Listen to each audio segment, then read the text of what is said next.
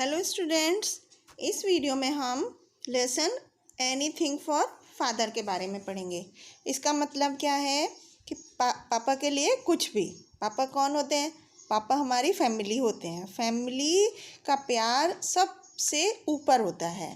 तो बच्चों, भगवान के बाद अगर हमें किसी से प्यार करना चाहिए तो परिवार से। परिवार हमें हमारे हर सुख दुख में हमारे साथ होता है और हमारा परिवार हमारे लिए बहुत कुछ करता है। तो इसलिए हमारा ये नैतिक कर्तव्य है, हमारा ये परम कर्तव्य है कि हमें अपने प्यार और दयालुता से अपने परिवार के लिए जो कुछ भी बन पड़े वो करना चाहिए। तो इसी तरह से इसी बात को समझाने के लिए यहाँ पर एक छोटी सी कहानी है जिसमें बताया गया है कि किस तरह से बच्चे अपने पापा के लिए कितना मेहनत करके उनको अच्छा बनाने के लिए, उनकी कमी को पूरा करने के लिए, उनको किसी चीज़ की ज़रूरत है तो उसको पूरा करने के लिए मेहनत करते हैं और अपना प्यार दिखाते हैं। तो आइए हम स्टोरी पढ़ना स्टार्ट करते हैं। I think you need a new sherwani, Mushir's mother said to his abbu. Mushir की माँ ने उसके अब्बू मतलब उसके फादर से कहा, मुशीर के पापा से कहा कि मुझे लगता है कि आपको एक नई शेरवानी की ज़रूरत है। And a pair of juttis too, added Mushir sister Raunak. Mushir की बहन रौनक ने भी बोला कि हाँ, एक जोड़ी जूती की भी ज़रूरत है। Shoes embroidered in zari. Ahmed Hasan Dehlvi smiled at his family and shook his head. कि हाँ, अहमद हसन दहलवी जो उनके फादर का नाम था, वो मुस्कुराया अपने परिवार की बातों पर और उसने अपना गर्दन हिला दिया कि हाँ, जो जूतियाँ हैं वो भी जरी से कढ़ी हुई होंगी। My old things will have to do, he said to himself. उसने अपने आप से कहा कि मेरी पुरानी चीज़ें ही मेरे लिए काफ़ी हैं। New clothes were an impossible dream since what he earned teaching at the Madrasa बेयरली paid the house hold bills. नई चीज़ों के सपने देखना उसके अब्बू के लिए बहुत ही असंभव था, क्योंकि वो मदरसा मतलब जो स्कूल होता है उसमें पढ़ा करके बहुत ही थोड़ा पैसा कमाता था, जिससे वो सिर्फ अपने घर के खर्चों का काम चला पाता था। तो Mushir's father Ahmed Hasan was a poet. Mushir के जो पिताजी थे अहमद हसन, वो एक कवि थे। That morning his family had been delighted to hear that he had been invited to recite his poetry at a big gathering being held at nawabs house. उस सुबह को उसके परिवार को ये जानकर बहुत खुशी हुई कि उनके पापा को एक बड़ी सी भीड़ को, गैदरिंग हो रही थी नवाब के घर में, उसमें एक कविता पढ़ने के लिए बुलाया गया है। Then the children's eyes had fallen on their अब्बू's old sherwani hanging from a nail on the wall. It was patched and frayed. तब बच्चों की जो नज़रें हैं वो दीवार की कील पर टंगी हुई एक उनके अब्बू की पुरानी सी शेरवानी पर पड़ी, जो कि बहुत ही रिपेयर की हुई थी और बहुत ही अस्त व्यस्त सी थी, मतलब अच्छी नहीं लग रही थी। तो he couldn't possibly go in that, कि उन्होंने बच्चों ने सोचा कि वो इतनी ख़राब शेरवानी को कैसे पहन के जाएंगे। तो that afternoon after lessons at the Madrasa and while playing marbles with Abbas, Mushir was still thinking about the sherwani. उस दोपहर को जब वो बच्चे अपने स्कूल से पढ़कर आ गए और जब खेल रहे थे पत्थरों के साथ, तो अब्बास मुशीर भी उनकी शेरवानी के बारे में ही सोच रहा था। He was trying to imagine the gathering. वो उस भीड़ के बारे में सोच रहा था जो कि वहाँ पर उस नवाब के घर में होगी भीड़। It would be glittering occasion. उसने सोचा कि बहुत ही शानदार अवसर है। His abbu had told him that great poets like Zauq sahib had been invited. उसके पिताजी ने उसको बताया था कि वहाँ पर बहुत बड़े बड़े कवि आएंगे, जैसे कि ज़ौक़ साहिब, उनको भी निमंत्रण दिया गया है वहाँ आने के लिए। तो they would enter in shimmering silks and jewels. उन्हें बच्चे सोच रहे थे कि वो बहुत ही चमकदार सिल्क के कपड़ों में और ज्वेलरी पहने हुए होंगे। एंड हिज अब्बू would sit in a corner trying to hide the frayed sleeves of his sherwani, wearing his old shoes and a cloth cap. Mushir felt upset. Mushir सोच रहा था कि उसके अब्बू किसी कोने में छुपे हुए से बैठे होंगे और अपनी शेरवानी की पुरानी सी रिपेयर की हुई स्लीव्स को, आस्तीनों को छुपा रहे होंगे और पुराने से जूते पहने हुए होंगे और पुरानी सी कैप पहने हुए होंगे। तो ये सब सोचकर मुशीर बहुत ही परेशान था। Look, Abbas was staring at the sky. Abbas जो था वो आसमान की तरफ देख रहा था और बोला, देखो, the old Nawab is flying his gold tailed kite again. पुराने नवाब साहब हैं, उन्हें जो पतंग के पीछे की पूंछ होती है वो सुनहरे रंग की पूंछ की पतंग उड़ा रहे हैं। Bakhtiyar Khan was an old eccentric nawab who lived in their lane. Bakhtiyar Khan एक बूढ़ा सनकी नवाब था। इसेंट्रिक मतलब सनकी नवाब था, जो उनकी ही घर के पास लाइन में रहता था।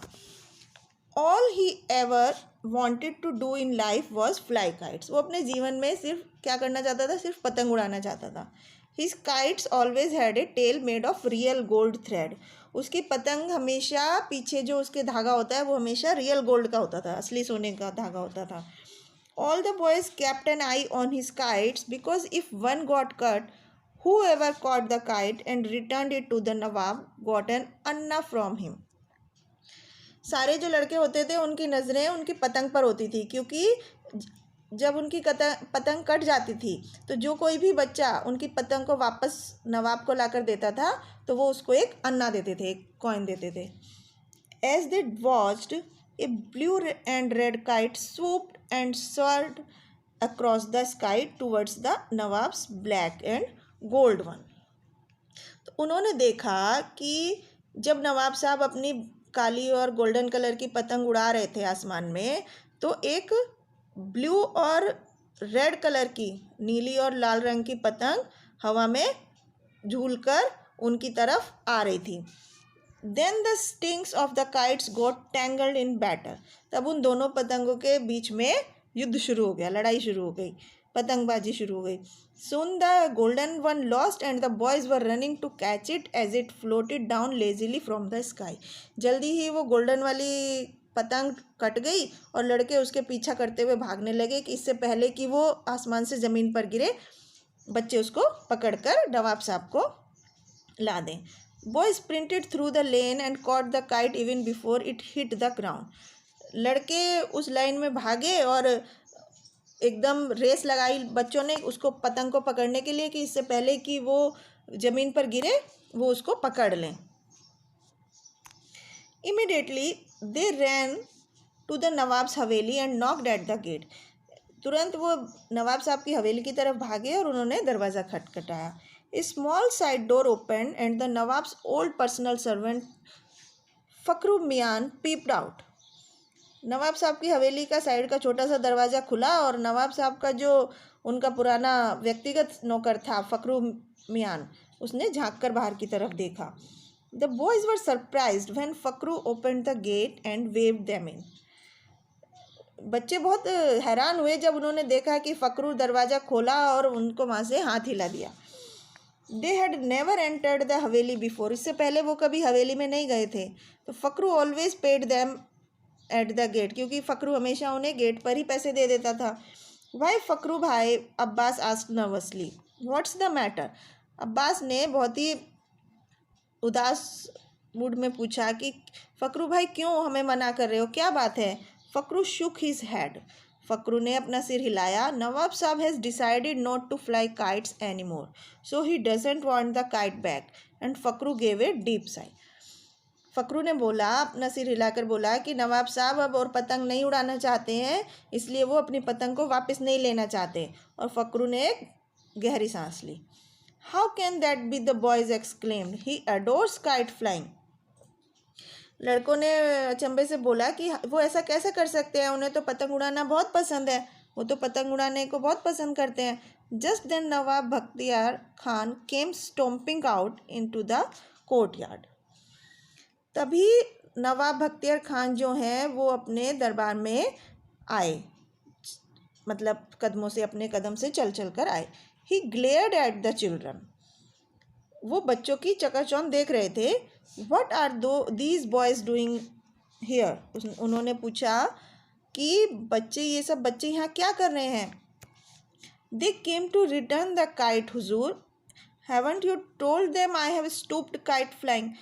तो उनके सर्वेंट ने उनको बताया कि हुजूर ये हमें पतंग लौटाने वापस आए हैं. तो नवाब साहब ने फिर उनसे पूछा, क्या तुमने उन्हें बताया नहीं है कि मैंने पतंग उड़ाना छोड़ दिया है? What's the point when bully Khan keeps cutting them? क्या फ़ायदा कि जब बुली खान हमारी पतंग काट देता है. My kite don't stand a chance against his. मेरी पतंगें उसकी पतंग के सामने टिकती ही नहीं है. The boys looked at each other. लड़कों ने एक दूसरे की तरफ देखा. We could get better thread huzoor, the best manjha, Mushir said. I can make it myself. Mushir ने कहा कि हम उससे अच्छा धागा बनाकर दे सकते हैं हुजूर, उससे भी सबसे अच्छा मांझा. मांझा मतलब जो डोर जिससे पतंग उड़ाई जाती है, कि मैं उसे खुद से बनाऊंगा, मुशीर ने कहा. Bakhtiyar Khan nodded and said. Bakhtiyar Khan ने अपनी गर्दन हिलाई और बोला, all right, if I cut bully Khan kite I will give you boys A gold coin each. कि ठीक है, यदि मैंने बुली खान की पतंग को काट दिया तो मैं तुम लड़कों को हर एक को एक सोने का सिक्का दूंगा. A gold coin. Abbas and Mushir stared in astonishment. Abbas और मुशीर अनजानेपन में एक दूसरे की तरफ देखकर बहुत ही सरप्राइज हो गए कि एक सोने का सिक्का. The nawab wave to Fakhru who gave them an anna each. नवाब साहब ने फकरू को हाथ हिलाकर बाय बोला और बोला कि उन सबको एक एक अन्ना दे दो. Mushir knew exactly what he wanted to do with his gold coin. He would bought a sherwani, cap and a pair of shoes for his abbu. Musheer ये अच्छी तरह से जानता था कि उसे एक सोने के सिक्के का क्या करेगा जब उसे मिलेगा. उसे अपने अब्बू के लिए शेरवानी खरीदनी थी, एक कैप खरीदनी थी और एक जोड़ी जूते. The next afternoon Mushir and Abbas got to work. अगली दोपहर को मुशीर और अब्बास अपने काम पर चले गए. In the nawabs courtyard, 2 stakes of wood had been dug into the ground where Fakru usually made the मांझा.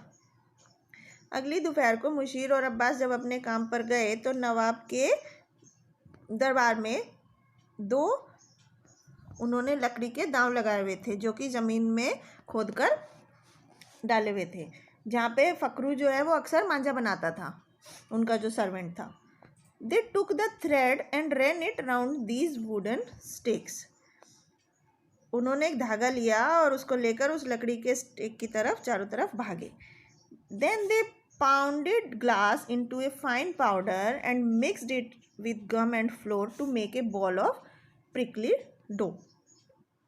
तब उन्होंने क्या किया, एक कांच के गिलास का चूरा कर लिया और उसको ग्लू और आटे से मिलाकर एक बॉल बनाकर उसके चारों तरफ एक आटा बना लिया. ग्लू और आटे का एक डो बना लिया, गूंदा हुआ आटा जैसे बनाते हैं, और उसके चारों तरफ उन्होंने वो कांच का चूरा लगा दिया. Next they took long strips of cloth and wound them around their fingers like bandage.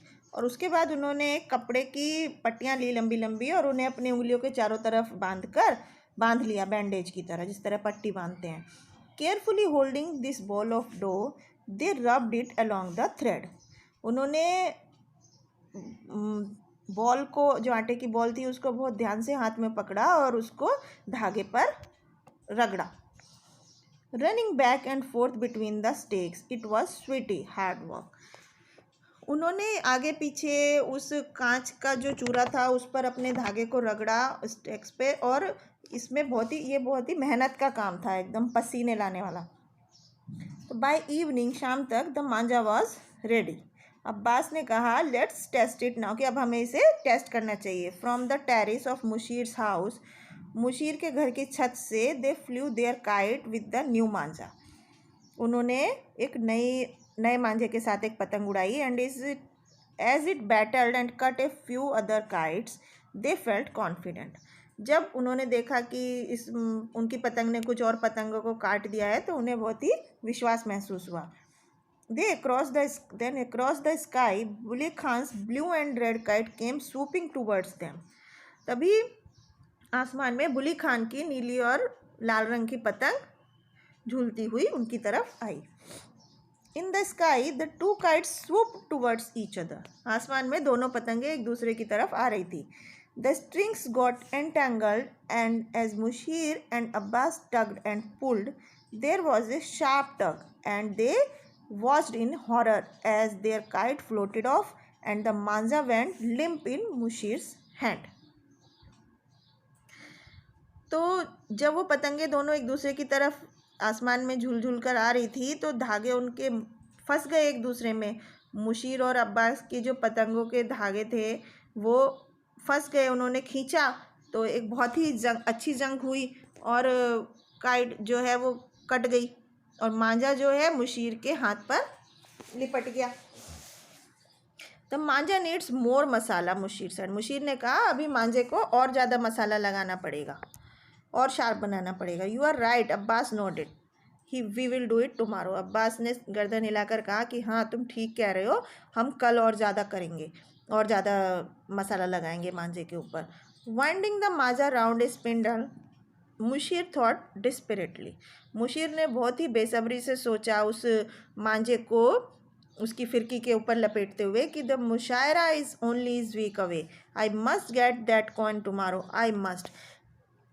Musheer ने सोचा कि अब जो उसके अब्बू का मुशायरा था वो अब थोड़े एक हफ्ते बाद ही है और उसे कल ही सोने का सिक्का चाहिए।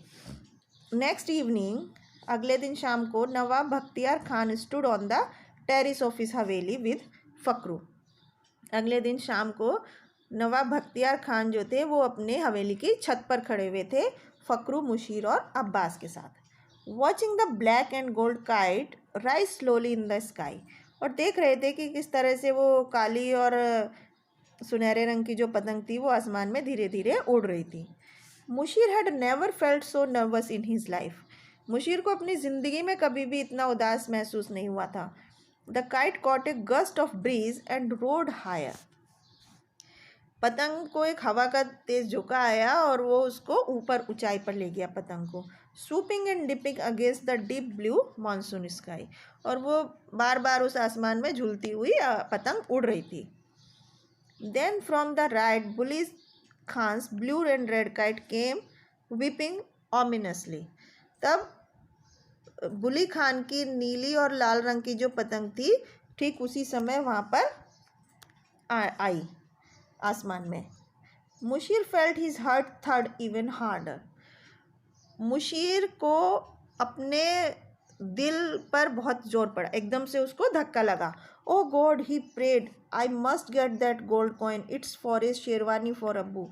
तब उसको एकदम से हैरानी हुई, उसने कहा हे भगवान, उसने प्रार्थना की कि मुझे सोने का सिक्का चाहिए, मुझे अपने अब्बू की शेरवानी के लिए सोने का सिक्का चाहिए, तो मतलब नवाब साहब की पतंग को बचा लेना, उसने ऐसे प्रार्थना की। The nawab dipped his kite across the path of the blue and red one and the battle began with their threads entangled the kites rose higher. नवाब साहब ने अपनी पतंग को नीली और लाल पतंग के रास्ते से एकदम से नीचे लिया और फिर से पतंगों के धागों के बीच में लड़ाई शुरू हो गई और पतंगें ऊपर ऊपर उड़ती गई। देन द नवाब साहब gave a sharp tug on the string. तब नवाब साहब ने उसकी पतंग के धागे को कसकर बांध लिया एकदम से। They watched in growing delight as the blue and red kite suddenly dipped and began to drift limply earthwards. तब वो ये देखकर बहुत ही खुश हो गए जब उन्होंने देखा कि अचानक से नीली और लाल रंग की जो पतंग थी वो कट चुकी थी और वो ज़मीन की तरफ झूल झूल कर आ रही थी। बख्तियार खान येल्ड इन ट्रायम्फ। बख्तियार खान खुशी से, उसकी जीत हुई उससे वो पागल हो गया, बहुत ही खुश हुआ। Doing a one legged jig as Fakhru stood grinning. अब वो एक ही पैर पर डांस करने लगा और फ़क्रू जो था वो बहुत मुस्कुराने लगा। The boys hugged each other. लड़कों ने एक दूसरे को गले लगाया। Then Fakhru pulled out 2 gold coins from his pocket and gave 1 to each of them. तब फ़क्रू ने अपनी जेब में से 2 सोने के सिक्के निकाले और हर एक बच्चे को एक एक सोने का सिक्का दे दिया। Nawab Bakhtiyar Khan stood flying his kite. नवाब बख्तियार जो थे वो अपनी पतंगें उड़ाते रहे, फ्री एंड अनचैलेंज, बहुत ही आज़ादी के साथ बिना किसी मुकाबले के वो आसमान में अपनी पतंगें उड़ाते रहे। Holding his coins Mushir stood dreaming. उस सिक्के को हाथ में लेकर के मुशीर सपने देख रहा था कि वन डे व्हेन हिज अब्बू विल बी फेमस, एक दिन जब उसके अब्बू बहुत ही फेमस हो जाएंगे, तो ही वुड से वो कहेंगे कि it's because of my son Mushir who bought me a sherwani that he worked hard for. तो वो बहुत ही गर्व के साथ कहेंगे कि ये मुशीर मेरा बेटे की वजह से है, क्योंकि वही मेरे लिए एक नई शेरवानी लाया था और उस शेरवानी को लाने के लिए उसने बहुत ही कड़ी मेहनत की थी। तो इस तरह से इस कहानी में देखा हमने कि किस तरह से बच्चे अपने पापा के कामयाबी के लिए मेहनत करते हैं और उनके लिए वो सब चीज़ें ला कर देते हैं जिसकी उन्हें ज़रूरत होती है। तो बच्चों, हमने इस स्टोरी से क्या चीज़ें सीखी कि भगवान के बाद अगर हमसे कोई प्यार करता है तो वो हमारे परिवार ही होता है। तो इसलिए हमें अपने परिवार से बहुत ज़्यादा प्यार करना चाहिए। और family is a great virtue. Family, परिवार एक भगवान का दी हुई बहुत बड़ी चीज़ है, एक आशीर्वाद है। Our family stands in every odd and even of our life. हमारा परिवार ही होता है जो हमारी ज़िंदगी के हर एक अनुकूल और प्रतिकूल परिस्थितियों में हमारे साथ खड़ा रहता है। चाहे हमारे जीवन में स्थितियां हमारे अनुकूल हों या ना हों, लेकिन हमारा परिवार हमेशा हमारे साथ ही रहता है। तो बच्चों, इस लेसन से हमें क्या शिक्षा मिलती है कि we should be loyal and dedicated towards our family. हमें हमेशा अपने परिवार के प्रति ईमानदार रहना चाहिए और उनके प्रति समर्पित रहना चाहिए। जो कुछ भी हम अपने परिवार के लिए कर सकते हैं वो हमें बेझिझक करना चाहिए और उसे करने के लिए हमेशा तैयार रहना चाहिए।